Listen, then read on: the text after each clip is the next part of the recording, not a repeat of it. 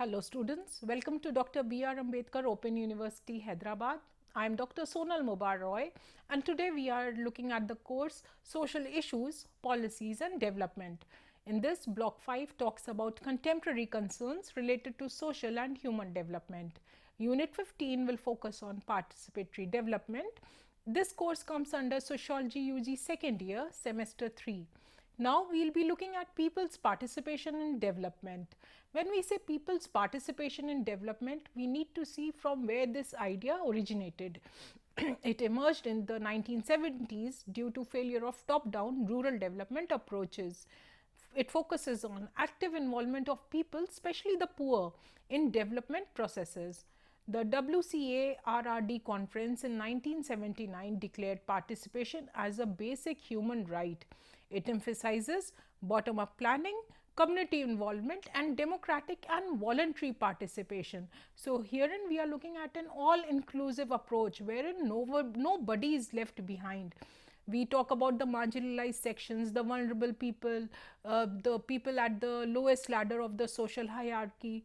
Who are these? The SCs, STs, the women, destitutes, poorest of the poor, the landless labor, the unemployed, the differently abled. So, we need to have a bottom-up planning. We need to incorporate such approaches which takes their concerns into cognizance.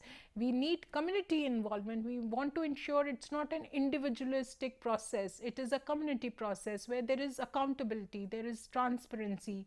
People are coming together to join the process in an integrated manner. And then we are looking at the democratic lens. We are talking about voluntary participation. People should understand the idea of the participation and in a democratic manner come forward for just and equal rights.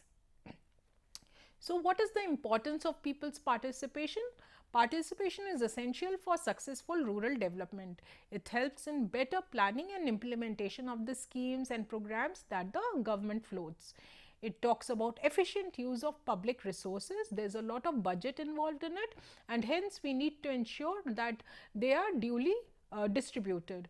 Then equitable distribution of benefits. We want to ensure that through people's participation, we are having an all-inclusive approach wherein nobody should be devoid of the fruits of development. There is equitable distribution of benefits and everyone feels that justice has been done. The whole process encourages participation through panchayats, cooperatives and self-help groups. The important sectors that we see in people's participation that involve people's participation are agriculture, health, education, drinking water and housing. So, these are just to name a few, but there are various segments when people participation can be witnessed when it comes to the rural development scenario. So, there must be some rationale for people's participation, right? So, let us take a look at this. The whole idea provides a platform for people to discuss local problems and find local solutions. You recall when we were talking about the top-down approach, we do not want somebody to shove their ideas in our face without taking our needs or priorities into cognizance. So, we want people to discuss local problems, come up with the solutions, indigenous solutions.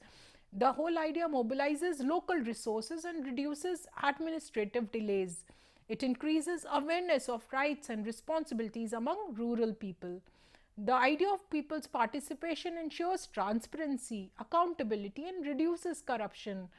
And finally, it strengthens coordination between officials and communities. So, these are some of the ideas that actually come across as rationale for people's participation and should be ensured when we are talking about the social policy framework.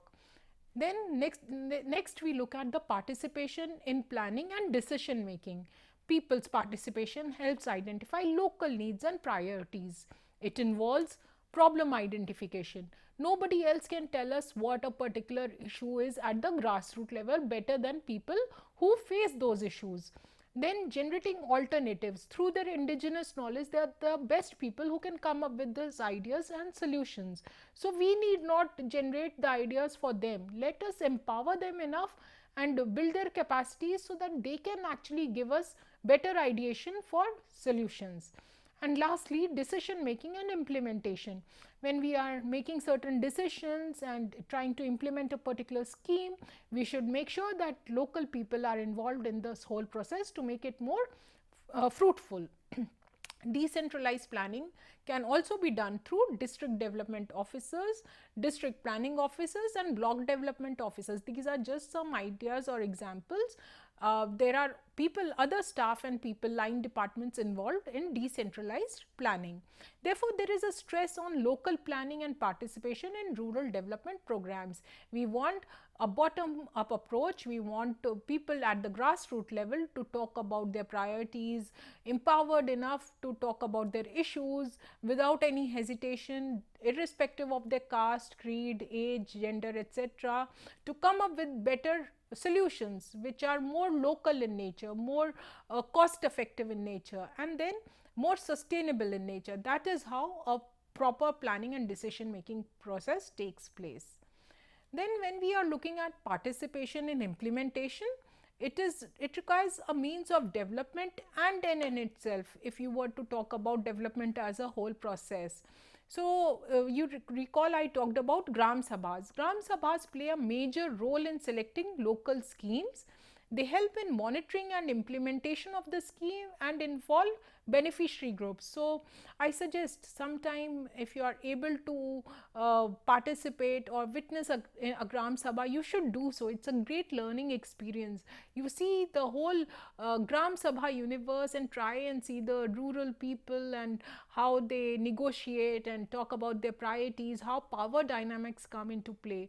So, this is where you can actually see participation in implementation. Given an example of Telangana, it has strengthened participation through panchayats, through Gram Sabha, through public display of scheme information for transparency. So, you have the Palle Pragati Vanam, you have so many schemes at state level which actually have led to better outcomes and better benefits to people through people's participation. People have been involved in these processes, in these schemes, they have integrated approaches, and they have actually reaped better outcomes and fruits of the plans and schemes. So, this brings us to a critical reflection for the people's participation and issues related to it. Is participation always genuine, or can it sometimes become symbolic in nature? Do all sections of society participate equally in development processes? So, this particular section brings us to certain critical reflections. Is participation always genuine, or can it sometimes become symbolic in nature? Do all sections of society participate equally in development processes? Can development programs succeed without active community involvement? And lastly, how do caste, class, gender and power relations shape participation in rural development? So, we have been talking about people's participation, varieties of people's participation, how they can be further strengthened and how people can become more aware about their issues, how they can participate in the whole monitoring and implementation process, how the whole idea of ownership comes, how they feel that they own the results of the implementation or the program that has been implemented, and how they can actually share the benefits from the program that was designed for their development. Hence, as students of sociology, it is essential to understand that people's participation is one key indicator for the development process. Thank you so much.